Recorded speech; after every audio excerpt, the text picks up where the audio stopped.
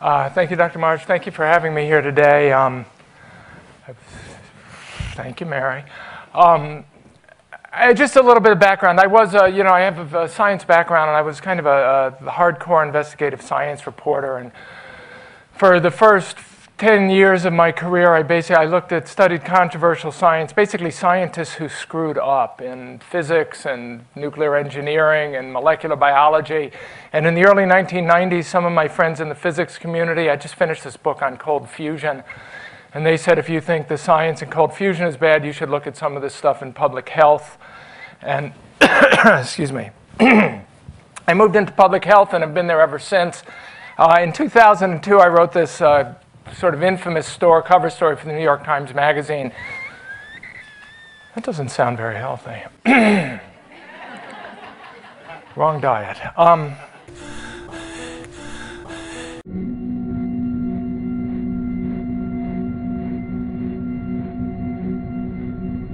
Are in this chronic state of low-grade inflammation, increasing risk for these inflammation-related diseases like heart disease, cancer, diabetes, one meal at a time.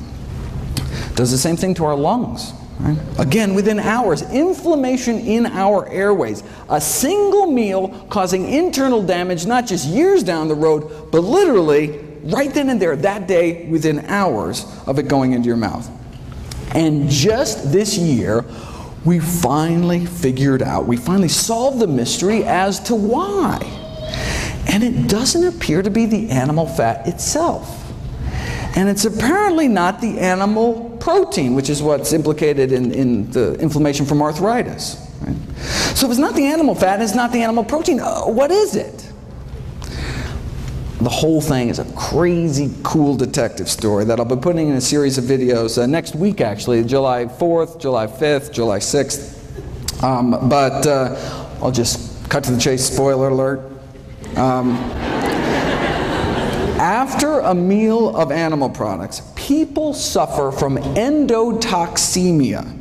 Their bloodstream becomes awash with bacterial toxins, known as endotoxins, that are present in the animal products. So, I mean, no wonder our body goes crazy. These dead meat bacteria toxins aren't destroyed by stomach acid, aren't destroyed by pancreatic enzymes, right? Aren't destroyed by cooking. They tried boiling meat for hours, still didn't work. So these bacterial toxins were found to be highly resistant to cooking and our body's best attempts at acid and enzyme digestion. Now, the animal fat actually does play a profound role in this whole process by ferrying the bacterial toxins present in the meat through the gut into our system.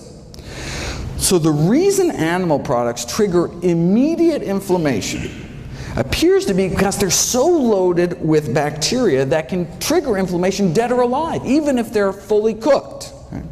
And then saturated animal fat then boosts the absorption of these toxins into our bloodstream. So now that we know what's going on, what do we have to do?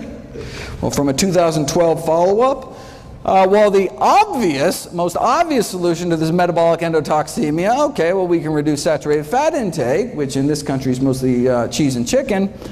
But the Western diet is not conducive to this mode of action, and it is difficult for patients to comply with this request. Right? So what? Let's not even tell them, right? I mean,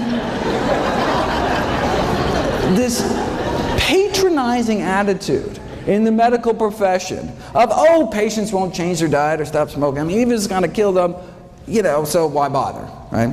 That attitude may be one of the real leading causes of death. But let's get back.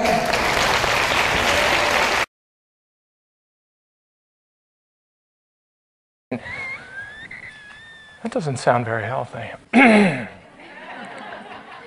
Wrong diet.